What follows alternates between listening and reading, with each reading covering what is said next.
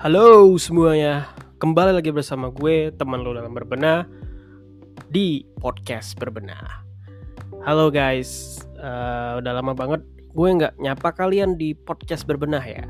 Maksudnya ya ada beberapa kali gue posting seri obrolan teman bareng Kevin. Dan akhirnya di luar seri obrolan teman itu gue bisa menyapa kalian lagi. Terutama buat yang nungguin, ternyata ada juga nih yang nungguin podcast lapukan kayak gini. Oh ya, by the way, di kesempatan kali ini gue mau menyampaikan bahwa Berbenah Podcast officially has new season, yang artinya kita bakal bikin episode-episode baru dan konsep baru untuk Berbenah Podcastnya ini sendiri. Karena sesuai dengan tujuan awal dari Berbenah Podcast, yaitu untuk sharing mengenai apa yang menurut gue worth untuk di-sharing ke teman-teman, supaya bisa setidaknya menginspirasi kita semua untuk membenahi baik diri sendiri maupun lingkungan di sekitar kita. Nah, di season baru ini gue nggak bakal sendirian, gue bakal ngajak Kevin dari seri obrolan teman untuk jadi co-host gue ya. Nggak tahu nih bakal bertahan berapa lama, yang jelas harapannya semoga aja ya lama ya, nggak kayak sebelum-sebelumnya. Nah, jadi officially Kevin bakal nemenin gue sebisa mungkin ya di season baru dari Berbenah Podcast ini. Mana nih Kevin nih? Saya hai dulu coba ke teman-teman Berbenah. Halo Iki dan teman-teman Berbenah, apa kabar? Apa kabar? Kelihatan ya wong Plembang. Tapi tidak apa-apa. Kita campur-campur bahasa lo gue dan bahasa Palembang karena kita ingin menunjukkan bahwa orang Palembang itu bisa berkarya. Asik. Oke, boleh nih Ki, bahasa Palembang juga. Campur-campur. Kaget rooming, nggak ngerti wong di luar Palembang. Oke. Ya, kecuali kalau kita udah seterkenal Helmi Yahya baru lah ya. Iya, ini Helmi Yahya versi podcastnya ya. Mantap. Oh ya, by the way Vin, kan ini kan podcast ini judulnya aku kasih nama podcast berbenah sesuai dengan bisa dibilang salah satu prinsip utama dan tujuan dalam hidup aku adalah berbenah ya. Kata berbenah ini adalah kayak bukan moral kompas ya, kayak inilah, kayak prinsip untuk berbenah. Ya. Nah, kalau lu sendiri satu kata yang menggambarkan atau prinsip apa yang ngambarin diri lu banget dalam satu kata? Optimis ya Ki. Hah? Optimis. Apa yang harus aku kerjain, entah berat atau enggak, atau jatuh atau bangun, pokoknya harus optimis. Jadi itu ya, satu kata yang menggambarkan lu, atau misalnya hal yang pengen lu capai, yang pengen apa ya istilahnya tuh ya, istilahnya tuh satu kata yang memang lu banget tuh optimis gitu ya. Ya, bener sekali sih. Kalau sekarang atau dari dulu sih prinsipku selalu gitu. Pokoknya kamu harus optimis itu kalau aku sendiri sih. Oke. Nah, itu kenapa tuh pada akhirnya lu memilih kata itu yang menurut lu menggambarkan diri lu dan yang jadi reminder buat lu dalam menjalani hidup? Nggak tahu ya, kalau yang pertama mungkin selalu spontan. Nggak dijawab tuh kayak. Selalu spontan kalau setiap aku ada masalah, entah soal kerjaan dan sebagainya. Kalau dulu bahkan sampai sekarang, pokoknya ya harus optimis.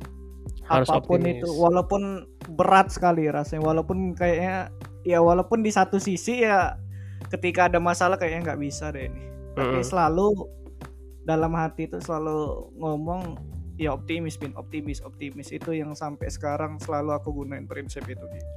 Oke, nah itu kalau boleh tahu sejak kapan lu menggunakan kata optimis itu sebagai your guiding principle? Waduh, kalau optimis sebenarnya dari sekolah waktu SMA juga selalu kata itu sih. Cuman walaupun mungkin waktu itu banyak juga kata atau prinsip lain di luar kata optimis itu, tapi pada tindakan atau bahkan pas kuliah dan bahkan sampai sekarang ya kata itu selalu menjadi patokanku untuk selalu untuk berbenah. Iya, benar-benar patokan ya, benar. Nah, ya kenapa gue menitik beratkan cuma pada satu kata doang? Itu karena kalau misalnya kita ditanya apa prinsip hidup lo, setiap dari kita pasti banyak banget keluar prinsip-prinsip hidup. Cuma kalau kita persempit jadi satu kata doang itu kayaknya jadi sulit dan akhirnya kita memaksa kita untuk benar-benar milih satu prinsip, satu kata yang ngambarin kita banget nih, yang kita jadiin patokan banget dalam menjalani hidup. Iya, benar. Nah, kalau gue pribadi, kenapa gue memilih kata berbenah? Itu pertama sebenarnya satu kata yang gue pengen jadi patokan tuh sebenarnya bukan berbenah awalnya tuh bertumbuh. Jadi ketika gue pengen bikin akun teman berbenah, itu sebenarnya bukan teman berbenah tapi teman bertumbuh. Nah, berhubung teman bertumbuh tuh udah banyak, udah mainstream, akhirnya gue cari kata lain yang kurang mainstream. Ternyata berbenah maknanya sama tapi masih jarang digunakan sih. Dan waktu itu masih free tuh, masih available username teman-teman berbenah tuh, jadi gue pakai langsung. Tapi itu juga jadi kata yang bagus sih. Yes. Nah, berbenah ini sendiri ada filosofinya sih kalau dari gue sendiri. Ada makna filosofisnya.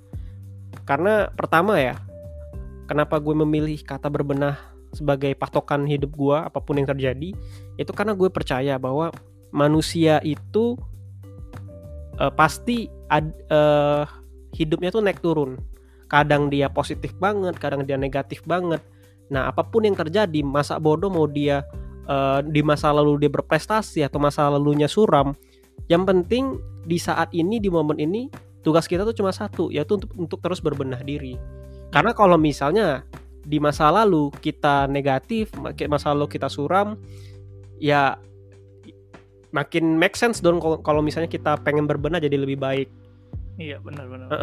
Ataupun juga sebaliknya, kalau misalnya kita di masa lalu tuh penuh prestasi, dicintai banyak orang, terus tiba-tiba ada skandal lah, atau misalnya ada masalah lah yang bikin kita down, ya kita bisa bangkit dari hal tersebut.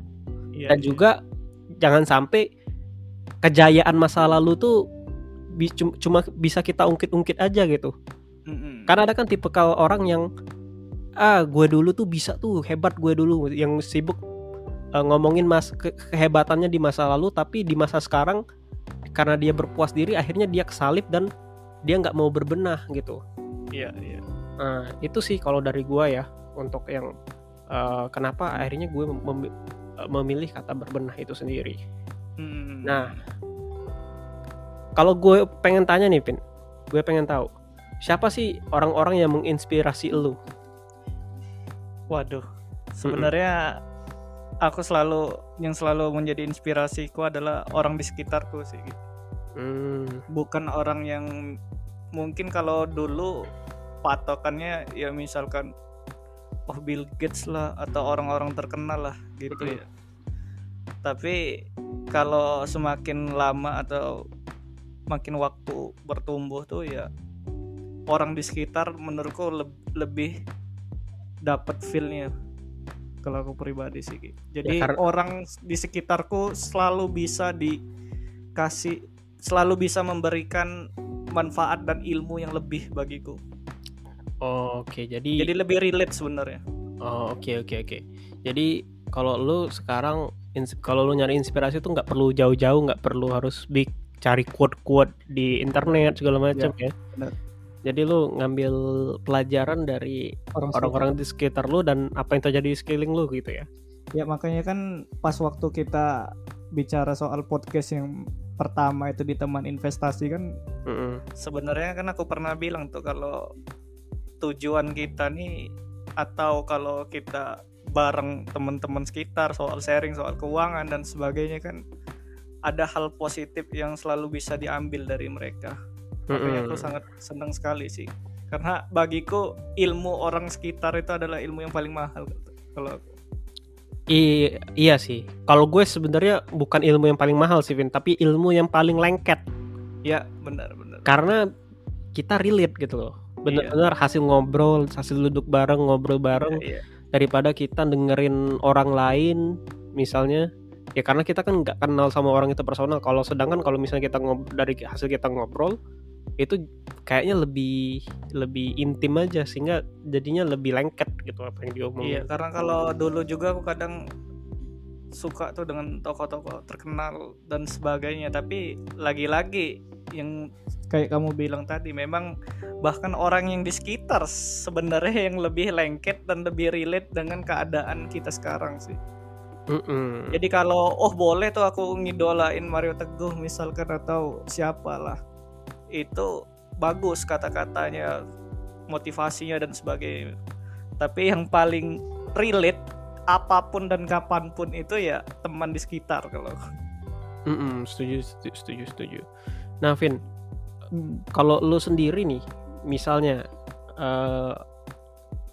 kalau misalnya lu pengen ketemu satu orang yang lu pengen ngabisin seharian penuh sama orang itu untuk belajar sama dia, tuh siapa tuh? Waduh, kalau itu berat sih. Tapi kalau agama ya Ki, pasti Nabi Muhammad sih Ki.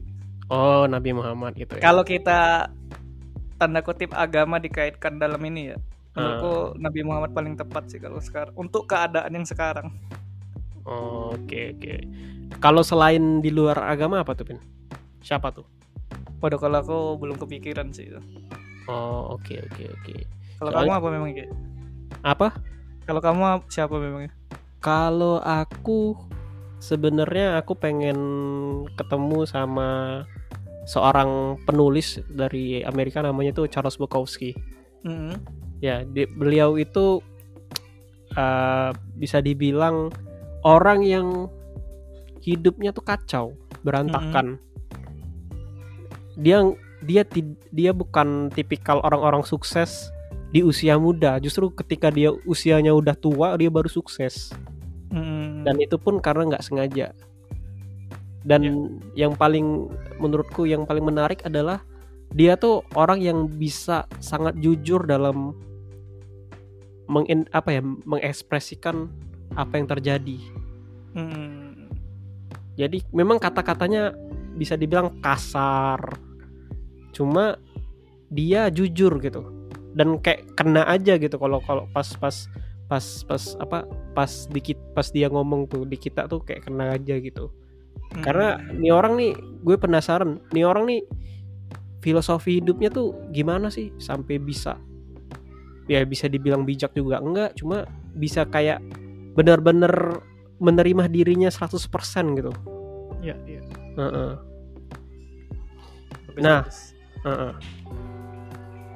Nah, Pin, terus kalau ngomongin soal berbenah nih ya, kalau kita ngelihat gini ya, kalau gue pribadi nggak tahu nih lu sepakat apa nggak, cuma gue berpikiran bahwa salah satu penanda kalau kita tuh udah berbenah adalah ketika kita ngelihat diri kita di masa lalu dan kita malu. Atau misalnya kita kayak mikir, aduh kenapa sih gue gitu loh, kenapa sih gue nggak gini gitu kan. Nah, kalau misalnya lu Vin, lu bisa ketemu diri lu di masa lalu, apa yang pengen lu sampein ke diri lu di masa lalu itu? Let's say lu ketemu sama diri lu pas masa SMA. Waduh, banyak sekali rasanya kalau ketemu pas diriku di waktu SMA sih, banyak sekali kayak yang pengen aku sampaikan. Tapi balik lagi tadi ke prinsipku, kan waktu SMA tuh masih labil kan, namanya masih tahap remaja lah ya. Tapi sebelum aku ke prinsipku sekarang, kalau dibalik tadi ke obrolan kita pertama tadi, prinsip aku apa, optimis ya sekarang itu baru terbentuk. Kalau balik ke dulu, aku orangnya pesimis dan sebagainya. Jadi aku selalu pasti kalau balik ke masa itu, aku selalu ngomong, Pin, apapun yang terjadi tolong optimis. Terkadang kalau dulu sering pengen mencapai sesuatu, dan ketika ada ujian datang, kebanyakan waktu dulu malah mundur. Padahal kalau kita tadi lihat diri kita sekarang dengan masa lalu, waduh, sebenarnya kalau aku optimis pada waktu itu, seharusnya aku bisa ini sekarang. Bisa mencapai hal yang lebih gitu ya. Iya, walaupun sekarang pun sebenarnya sudah tercapai, cuman seharusnya bisa lebih cepat kalau sudah optimis duluan dalam suatu tindakan pas saat itu kemarin. I see. Kalau aku kurang lebih itu mungkin. Apalagi kalau ketemunya waktunya singkat sekali ya, pasti itu yang aku sebutin itu. Optimis gitu ya. Jangan minderan gitu ya. Waduh, itu dulu. Oh iya. Gue bisa relate sih. Kalau gue misalnya gue dikasih kesempatan untuk ketemu diri gue di masa lalu, hal yang pengen gue sampaikan itu please lebih berani gitu. Iya. Berani, hajar aja apapun yang lo mau kejar. Karena ini gue mau cerita nih. Jadi gue tuh bisa dibilang anak yang percaya diri, Vin. Waduh, kebalikan dengan aku. Dari SD itu anak yang percaya diri. Karena mungkin di SD, di lingkungan gue, mungkin gue salah satu anak yang punya privilege lebih. Terus juga gue dibanding dengan teman-teman gue di SD itu bisa dibilang orang yang paling doyan speak up. Nah, karena gue doyan speak up, karena gue berani speak up, sering ngomong di depan berani ngomong sama guru, berani maju ke depan kalau misalnya ada apa-apa. Kalau disuruh guru kan suka di siapa yang mau maju seperti. Nah, itu dari SD tuh aku selalu ngedorong diri aku untuk maju. Salah satunya adalah awalnya tuh karena aku tuh penakut sebenarnya. Cuma ingat banget pas kelas 2 tuh disuruh maju, siapa mau maju duluan aku paksa diri aku untuk maju. Nah, dari situ ternyata diapresiasi nih sama guru sama teman-teman sekelas. Wah, keren gitu, berani, terus ngomongnya lancar di depan kelas segala macam. Akhirnya gue pede, kepercayaan diri itu naik terus sampailah di SMP. Di SMP gue jadi ketua OSIS. Ya, dan berlanjut lah. Nah, pas masuk SMA, awal masuk SMA tuh gue masih tetap memiliki kepercayaan diri itu. Gue inget banget waktu MOS itu gue yang pertama kali disuruh, ketika ditantang sama kakak OSIS itu, siapa yang mau perkenalan di depan umum, itu gue yang pertama kali nunjuk. Karena masih kebawa ini kan PD kan. Cuma setelah pokoknya ada satu kejadian pas gue kelas 1 SMA itu, gue tuh kayak dibenci gitu sama kakak tingkat. Karena gue pedean gitu kan mungkin ya. Jadi dianggap kayak, kalau bahasa Palembang tuh dianggap sengak gitu. Jadi kan gara-gara suka diomongin dari belakang oleh orang-orang itu, akhirnya kayak minderan gitu, kayak takutan jadinya. Nah, itulah jadi yang titik balik gue, yang pada akhirnya gue tuh bisa menatap masa SMA tuh, wah bisa nih gue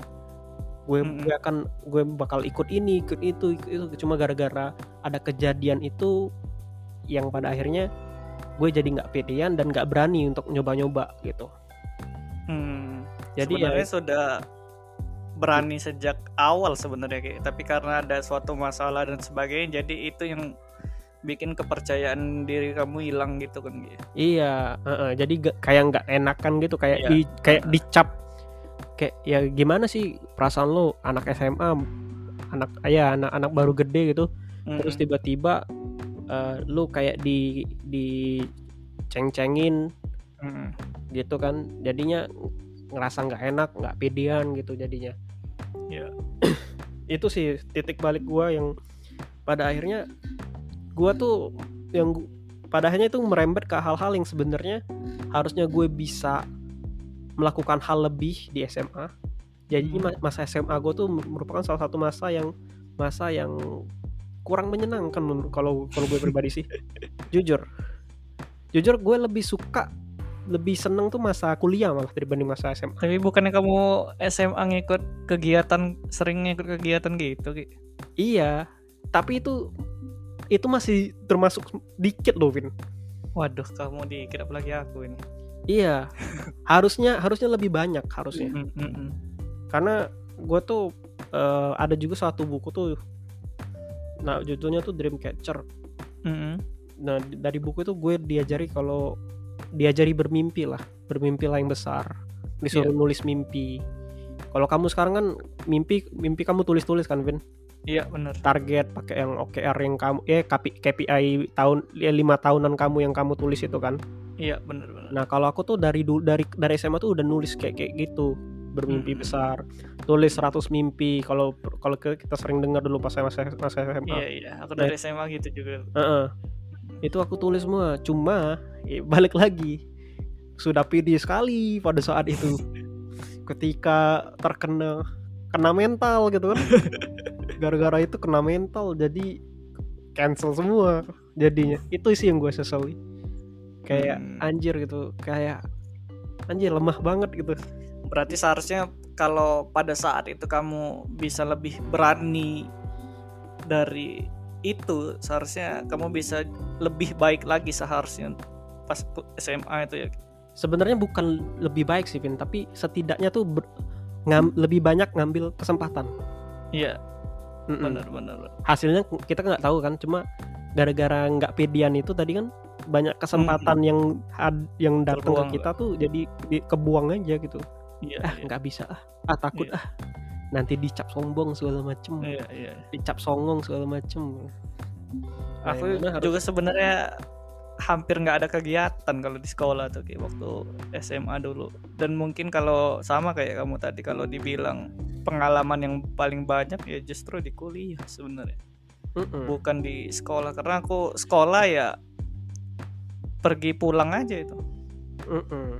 Nggak mau tanda kutip bersosialisasi kan. Kalau kebanyakan teman-teman SMA kita tuh kan waktu itu kan banyak kalau pulang sekolah ya ada yang kumpul-kumpul atau yang mengikuti kelas tambahan kan atau ekstrakurikuler lah. Kalau kayak gitu kan entah olahraga lah atau apalah itu. Tapi karena dulu tipeku pemalas, jadi nggak mau lah kalau ikut ini ikut itu. Tapi yang paling disesali memang kata orang tuh ketika kamu sudah kehilangan, baru kamu akan flashback lagi ke yang lama-lama apa yang pernah kamu lakukan. Waktu itu ya pas aku sadar tuh walaupun sebenarnya telat, tapi pas mau kelas 3 akhir tuh sudah kita mau UN lah, sudah kita mau lepas lah dari sekolah itu. Malah terbesit lah ke otakku tuh, ya Allah kenapa aku baru mau tanda kutip berusaha lebih pas udah mau keluar ini. Karena waktu itu pas aku SMA pun malah pas akhir-akhir sekolah itu ngurusin pensi lah dan sebagainya lagi. Sampai kalau ada adik tingkat yang OSIS tuh nanyain pensi apa nanyakan kegiatan. Aku juga buat catatan film akhir sekolah waktu itu ke aku semua. Padahal tanda kutip yang OSIS tuh siapa? Padahal lo dulu ya bisa dibilang siswa ansos gitu ya. Iya, karena prinsipku dulu sebenarnya kenapa aku melakukan itu sebenarnya ada alasan Ki. Karena ketika aku ngelihat orang, pertama kenapa aku malas-malasan waktu itu, yang pertama karena ketika orang sudah melakukan sesuatu ya nggak perlu aku lakuin lah, karena sudah dilakuin, biar dia yang handle. Aku ngapain, biarin dia yang capek, kurang lebih kayak gitu dulu. Berarti prinsip lo tuh kalau jika orang lain bisa kenapa harus aku? Nah iya gitu, karena kalau orang bisa ya kenapa harus aku kan gitu. Tapi pas karena waktu SMA itu mungkin orang lebih fokus ke belajar tuh gitu. Mungkin ya. Jadi lah ini yang handle ini misalnya kegiatan apapun itu kok nggak ada gitu. Karena aku males dan menurutku waduh ini seharusnya ada atau sesuatu ini seharusnya lebih besar kalau ada gitu misalnya. Nah makanya mau aku terjun, mau nggak mau itu sebenarnya. Tapi balik lagi karena males sebenarnya awalnya. Oke. Berarti titik balik lu tuh ketika mau tamat justru ya? Iya, aku selalu banyak kesalahan-kesalahan kecil atau baru sadar tuh sebenarnya pas di akhir-akhir sih, terutama sekolah. Jadi kalau dibilang boleh nggak balik ke belakang, waduh pasti aku seharusnya dari masuk SMA kelas 1 tuh seharusnya aku lebih ikut kayak kamu tadi, lebih banyak ngikut kesempatan untuk ekstrakurikuler ini ataupun ngikut kegiatan lainnya dan sebagainya, lebih aktif lah berperan dan sebagainya. Menurutku seharusnya aku bisa itu dulu, bukan menyesal pas di akhir-akhir. I see. Iya sih, gue jadi kebayang kayak gitu, kayak keren kali ya kalau misalnya tiba-tiba kita kayak di film-film Korea gitu balik ke masa lalu. Iya. Makanya pas kuliah aku kan nggak mau pas SMA seperti itu ini. Misalkan mungkin kalau kamu reuni tuh, misalkan dengan teman-temanmu, kalau ditanya, Pin, kegiatan kamu SMA apapun yang lucu dengan teman, apa yang sakit dengan teman, menurutku nggak ada. Nggak ada ya? Atau bisa dihitung pakai jari lah. Yeah. Kalau dibanding, aku dulu pernah dengan temanku, tanda kutip minggat lah dan sebagainya. Yeah. Entah bagus atau entah buruk itu jadi pengalaman bagi mereka kan. Tapi kalau ditanya ke aku bingung juga jawab apa itu. Karena pengalamanku flat aja waktu itu. Iya, makanya gue juga kenapa gue nggak bikin podcast nongkrong itu karena nggak ada yang bisa diobrolin soalnya. Kalau kita denger kayak podcast di luar kan yang bahas-bahas soal masa sekolah tuh, aduh, kok gue kayaknya dikit banget gitu ya. Iya, makanya kan. Termasuk dokumentasi pun, foto atau video kan. Waktu itu ya aku bisa dihitung pakai jari malah. Tapi makanya pas kuliah ya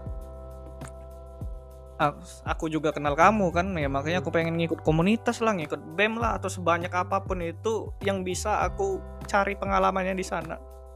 Iya. Walaupun beratnya minta ampun Ki, walaupun ya kamu tahu lah orang males ngapa-ngapain dan sebagainya, mageran dan sebagainya, pas kecebur di komunitas ya kamu harus ini, harus itu, waduh. Mungkin sekitar sebulan 2 bulan pas awal itu buset susah sekali ngatur waktuku dan sebagainya itu. Karena aku dulu nggak pernah gitu. Iya. Ya berarti ya secara umum sih ya kita sama mirip-mirip lah ya. Lebih aktif di masa kuliah dibanding masa SMA. Soalnya yang gue lihat kayak ada beberapa temen gue tuh yang dari SMA-nya dia aktif, pas di kuliahnya jadi ngilang-ngilangan gitu, nggak aktif malah. Iya banyak juga kok kayak itu. Ada yang kebalik gitu malah. Kalau gue kebalikannya malah. Pas SMA nggak terlalu gimana gitu. Pas kuliah baru nyoba banyak hal. Ya mungkin di satu sisi ya karena ya aku sudah ngelakuin apapun dulu.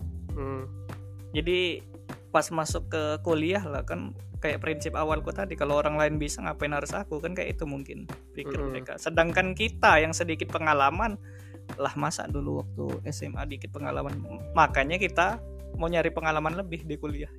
Oke. Kan mungkin aja gitu. Nah Pin, lo tadi kan cerita bahwa lo sudah berbenah diri lah ya dari masa itu, dari zaman lo SMA yang jadi siswa ansos, terus kemudian berani ngurus ini itu, terus ikut komunitas juga, dan tambah lagi pas kuliah lu banyak ikut organisasi dan komunitas juga.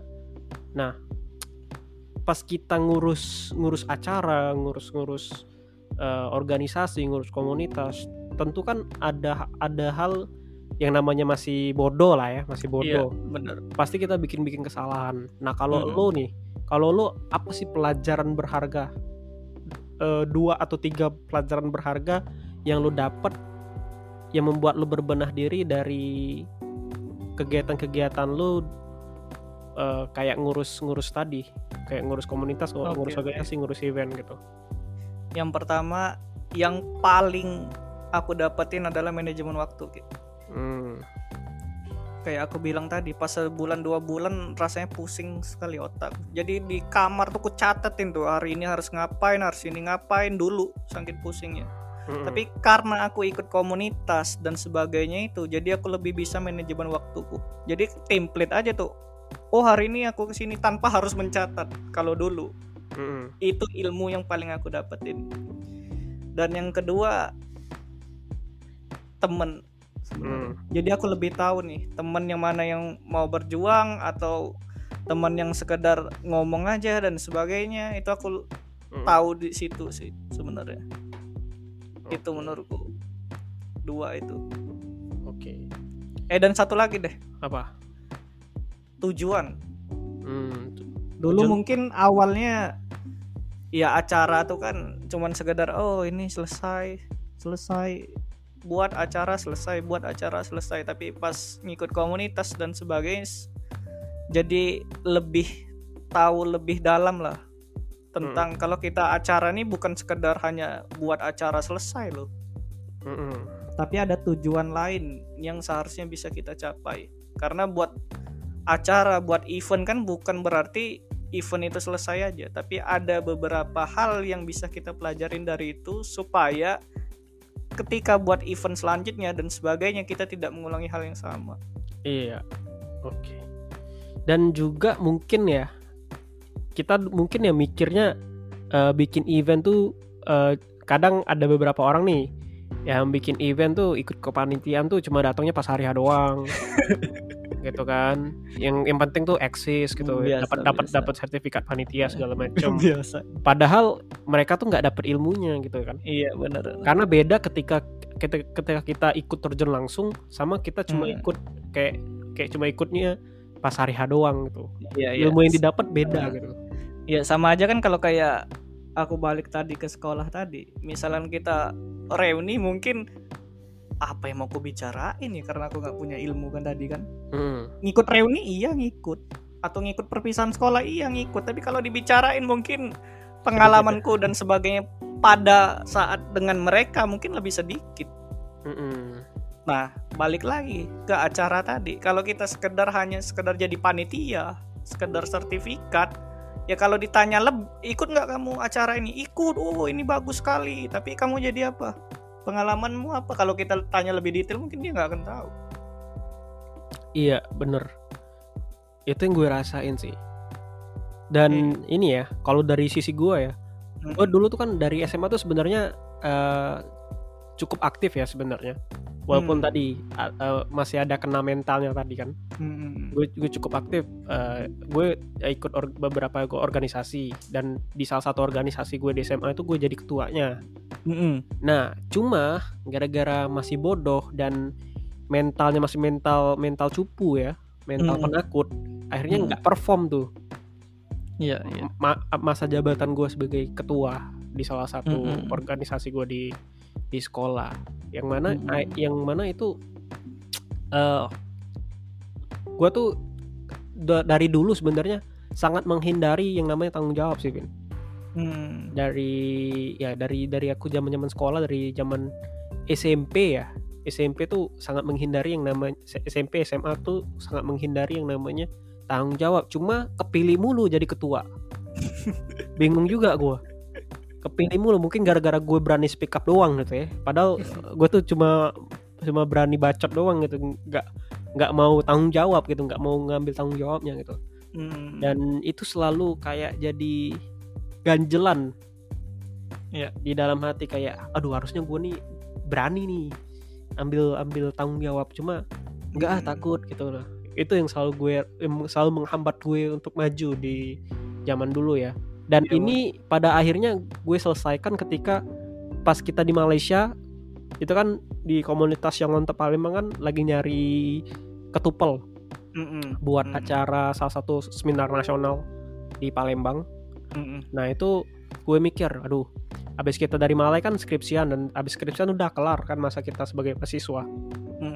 Dan pada akhirnya gue mikir, kapan lagi nih gue jadi ketupel yang dan benar-benar full ambil tanggung jawab gitu. Kan karena selama ini gue selalu menghindari tanggung jawab, kalaupun dikasih amanah tuh ogah-ogahan ngerjainnya. Iya. nggak full tanggung jawab gitu kan. Nah, ini akhirnya gue memberanikan diri, ya udahlah. Akhirnya gue cemplungin diri, gue coba, dan akhirnya gue lega sih. Setelah akhirnya memang kayak rasa takut tuh kayak biasanya omongan-omongan klise itu kan, hadapilah rasa takutmu. Sebenarnya itu bener. Iya. Ketika kita berhasil ngadepin itu, kayak gua waktu itu plong aja rasanya gitu. Iya. Kalau aku dulu sih sebenarnya sama aja sebenarnya. Sebenarnya kan males tuh kan sama aja dengan menghindari tanggung jawab sebenarnya. Iya. Beririsan juga itu. Bener. Jadi kenapa aku males? Kenapa aku menghindari tanggung jawab? Ya karena aku selalu ngeliat resiko. Iya. Dan aku nggak berani ngambil resiko itu. Yes. Itu kesalahan. Jadi kalau misalkan kayak kita di komunitas waktu kuliah dan sebagainya kan kadang, oh siapa nih mau jadi ketua, ini pasti nolak duluan. Atau ogah-ogahan, diem-dieman. Iya, karena kalau sudah lihat jabatan nih, misalkan apalagi ketua kan, tanggung jawab paling tinggi kan dalam suatu pelaksanaan, ngeri gitu ya. Iya, sudah takut duluan karena ini resikonya bakal inilah melebihi dari resiko itu sendiri sebenarnya, karena pikiran tadi kan terlalu lebay ya. Terlalu lebay. Padahal pas dijalanin ya memang susah, tapi tidak sesulit itu. Pas dijalanin, apalagi pas sudah kelar tuh acara misalkan atau apapun itu, aku bisa berarti. Nggak sampai ini ya, Vin ya. Kalau misalnya disuruh nyalonin jadi ketua tuh nggak juga harus sampai nelpon orang tua gitu ya. Makanya kalau sekarang pun kenapa? Dan kalaupun sekarang kalau aku ada masalah atau apa tuh malah tanda kutip justru aku yang nantang Ki. Ini lagi masalah besar nih. Kalau dulu kan bisa kalau ada masalah tuh bisa sampai stres lah. Kok bisa gini bla bla bla bla. Walaupun sekarang masih gitu sih. Tapi kebanyakan kalau sekarang justru pas ketika ada masalah besar dan sebagainya, berarti kalau aku ngelangkahin ini, aku naik tingkat ke level yang lebih tinggi lagi. Jadi makanya setiap ada masalah besar, pas aku ngejalanin sesuatu dan pas ada masalah besar, ya aku selalu berpikir optimis tadi. Berarti aku sudah di titik tertinggi nih. Kalau aku ngelewatin ini, rencanaku pasti berhasil. Ada perubahan mindset gitu ya. Iya, kalau dulu pas ada rencana resiko besar lah, walaupun menurutku nggak besar-besar amat. Sudahlah, balik nyerah lah. Walaupun nanti mulai lagi, tapi mulai lagi dari nol kan sama aja bohong. Kalau dulu. Ya kalau ini sekarang apa? Enggak. Ini sebenarnya gue bisa relate sih dari omongan lo tadi. Jadi yang balik lagi ke cerita gue yang gue memberanikan diri untuk jadi ketupel di Youth Connect Conference 2018 itu, gue tuh pikiran gue tuh gue pengen ambil tanggung jawab dan gue pengen belajar. Pengen belajar, jadi gue tuh lagi nungguin banget nih masalah apa yang ketemu, dan gue nunggu buat dimarahin sama ketua di sana, ketua nasionalnya. Dan kejadian gue dimarahin gara-gara gue nggak bisa ngontrol anak-anak untuk ngumpul pada saat itu. Ya kalau misalnya gue masih berpikiran diri gue di masa lalu, mungkin gue bakal kena mental lagi, Vin. Cuma karena mental gue udah berubah, gue nyariin nih, bener-bener istilah itu nantangin kalau bahasa lo tadi. Akhirnya kok ketemu dimarahin gitu kok malah gue seneng, karena akhirnya gue dapat feedback. Kurangnya gue tuh di sini ternyata. Iya. Makanya kalau di komunitas dulu pun ya bagus sebenarnya kalau berpikir seperti itu kan, walaupun memang yang jadi masalah nggak seluruh orang kayak itu Ki. Jadi mungkin kita sudah ngomongnya sudah halus dan sebagainya, bagi dia waduh kena marah nih. Semi militer nih.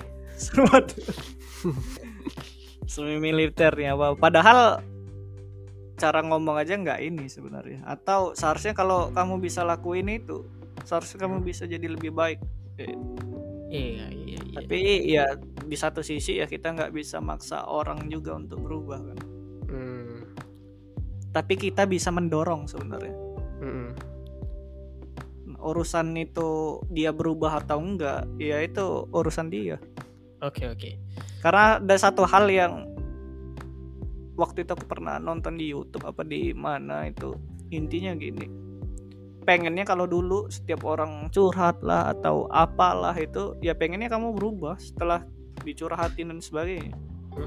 Karena bukan berarti apa tuh kalau aku omongin ini bakal terjadi juga, enggak juga, tapi seharusnya kamu bisa lebih baik deh kalau aku omongin kayak ini. Walaupun yang aku omongin itu sebenarnya itu solusi misalkan. Tapi pada perjalanannya memang tidak semua orang bisa seperti itu atau menerima itu atau menjalankan yang saran kita tadi. Di satu sisi memang kita egois. Tapi pas aku nonton di YouTube waktu itu aku lupa apa itu. Dia ngomongin kayak ini. Ya sama aja kayak prinsip Nabi lah. Ya yang harus kamu lakukan paling penting adalah menyampaikan. Ya kalau agama menyampaikan walaupun satu ayat. Ya tugasmu cuman itu, bukan memaksa dia untuk berubah. Memaksa dia berubah dia berubah atau enggak, berbenah atau enggak itu urusan dia. Yang penting sudah kamu sampaikan. Iya. Nah itu sampai sekarang yang prinsipku sekarang kalau memberikan saran dan sebagainya sih, itu yang selalu kutegang. Karena dulu pun di satu sisi kalaupun dia nggak terima, yo kita merasa tersinggung juga dan sebagainya. Ya di satu sisi kita egois juga kan sebenarnya. Benar. Dia marah, kita marah ya. Jadi masalah itu nggak selesai. Tapi kalau sekarang ya udah, kamu mau berubah apa enggak ya itu urusanmu. Yang penting menurutku ini bagusnya ini.